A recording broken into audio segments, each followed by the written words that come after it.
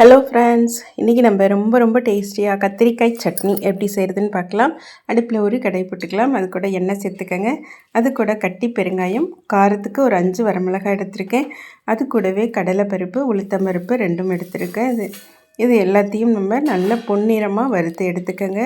அடுப்பை மிதமான தீயில் வச்சுட்டு இது எல்லாத்தையும் நம்ம நல்லா வறுத்துட்டு எடுத்துக்கலாம். இப்போது நல்லா வறுபட்டுடுச்சு. இந்த அளவுக்கு வறுத்துட்டு இப்போ இதை ஒரு பாத்திரத்துக்கு மாற்றிக்கலாம். இது ஒரு பிளேட்டுக்கு மாற்றிடுங்க. அது அப்படியே ஆறிக்கிட்டு இருக்கட்டும். அதே கடாயில் இப்போது மீடியம் சைஸ் வெங்காயம் ஒரு 3 வெங்காயம் கட் பண்ணி வச்சுருக்கேன். கட் பண்ண வெங்காயத்தை நம்ம அது கூட சேர்த்துக்கலாம்.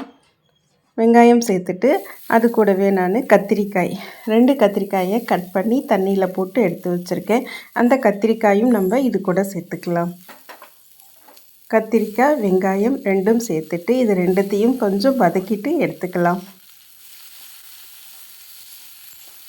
இப்போது நமக்கு கத்திரிக்காயும் வெங்காயமும் வதங்கிடுச்சு. இந்த அளவு கொஞ்சம் வதங்கினதுக்கு அப்புறம் இது கூட நான் தக்காளி கட் பண்ணி வச்சுருக்கேன்.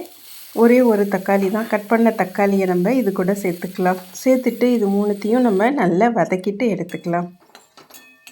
தக்காளி, வெங்காயம், கத்திரிக்காய் 3த்தையும் நல்லா வதக்கிட்டு எடுத்துக்கோங்க. இப்போது நல்லா வதங்கிடுச்சு. இந்த அளவுக்கு வதக்கிட்டு அடுப்பை ஆஃப் பண்ணிவிடுங்க. இது கூடவே ஒரு 2 ஸ்பூன் அளவுக்கு தேங்காய் துருவல் சேர்த்துக்கங்க. கூடவே சின்ன நெல்லிக்காய் சைஸுக்கு புளி சேர்த்துக்கங்க. சேர்த்துட்டு நம்ம மிக்ஸி ஜாரில் முதல்ல நம்ம வறுத்து வச்சுருந்த கடலைப்பருப்பு, உளுத்தம்பருப்பு, மிளகாய், பெருங்காயம் அதை சேர்த்துட்டு அதை முதல்ல அரைச்சிடுங்க.